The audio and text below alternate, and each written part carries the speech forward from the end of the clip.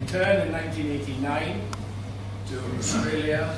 It was a very good first day's training because I've spoken to Robert Jones about it, and he said that set the tone for the whole tour.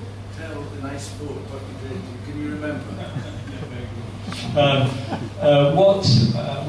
We started off. We were this is Lions planning, if you like, and going back there. The itinerary was done by Australia.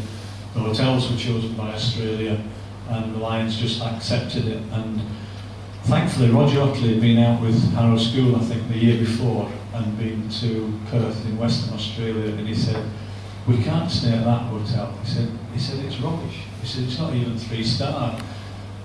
He said there's a brand new complex being built at Burswood Country Club and Casino, own golf course. I want to try and get there. So, to be fair to Clive Rowlands, he got it changed. So the week we spent, or 10 days we spent in Perth, were at the Burswood. But it's a long journey getting there. Went via Singapore and into Perth. These lovely surroundings, and got them all down for training the first day, and they were still pretty tired. So basically gave them the day off and said, just make sure you enjoy your surroundings. We went behind and there was a huge barbecue. They all got rat arse and bumped into each other's trainers, and they all bonded. And Joe Cott and the guys said that set them up for the whole tour. It was a great test series, wasn't it? It was. I mean, there's certain things that happened I have to say I'm not 100% proud of, but Robert Jones being one on motive. When I think I'm right in saying if Wales didn't win a Triple Crown or a Grand Slam in the 70s, it was because we'd beaten them at Murrayfield.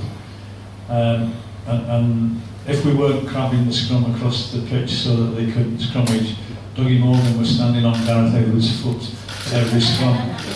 And we'd been well beaten in the first test, well beaten. The two half-backs, Nick Farr-Jones, Michael Liner, had all the room they wanted. They've got a good back row, ball-playing back row. And we'd had a couple of injuries, so we were able to bring a couple of players back.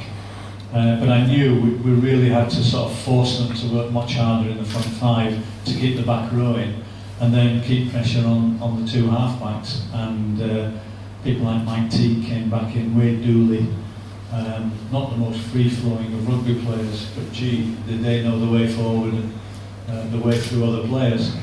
And the last thing was hanging on to Nick Farr-Jones, and I said, look, if we stop him playing, we'll win the test match. So I told Robert Jones what Dougie Morgan had done with Gareth Edwards, and I said, just every scrum, I said, just stand on his foot, just make him think about something else, and don't let him settle. And I said, it worked for Dougie. And so they did. The mistake I made, I think, was just before we went out, saying to Jones, in front of I said to Jonesy, I said, if you get on top of Nick Farr-Jones today, we'll win this test match. It's down to you. So of course there's a scrum about 2 minutes into the game, so he's still up here somewhere. And of course his foot goes about 2 feet in the air. And it isn't just a subtle stand on his foot, it's a stamp from about 2 feet up. And of course the two of them immediately have a go with each other. And then the next thing is 8 forwards piling in, and suddenly it's a different test match. We were called animals, but we won it. And the third test.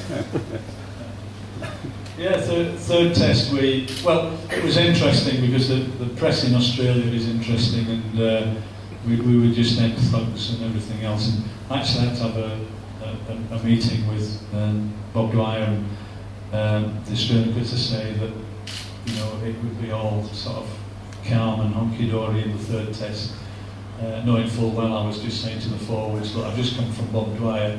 He knows they cannot handle our pack. He knows I know they can't handle our pack. So I said, we haven't got to disappoint him. I said, it's just, as far as I'm concerned, it's the pack, and we go again, we do exactly the same, because they know they can do nothing about it. But there was a little flare-up again, but not as big a one, with Robert Jones and Nick Farr-Jones, and we took it by 3 points. with an interesting try off David Campese. Tried to open up from his own goal line. Yeah, failing, thank goodness. Very good. Let's move on to 93. Just on that one, just on 89, that was the reason why it worked was that Donald Lenihan was captain of the midweek team, and we go back to T-shirts, and they had a real bond with as a group, and they were determined they weren't going to lose. And these were the pre-commercial days. Some of the Scottish players, JJ, Scott Hastings, I seem to remember, had about 500 T-shirts printed with a Lions badge on to sell. So don't tell me the players are not commercial. And then they had a separate one made for the midweek team, which became known as Donald's Donuts. And you could only get presented with one if you played a midweek game. So it was interesting towards the end where actually had test players volunteering to be up for selection for the last midweek game, because we'd actually 2 games after the 3rd test. So normally you would come home, but there was 2 more games, one at Newcastle and then one against a joint Australian-New Zealand side. And they were volunteering just to get the T-shirt, which I thought was quite interesting.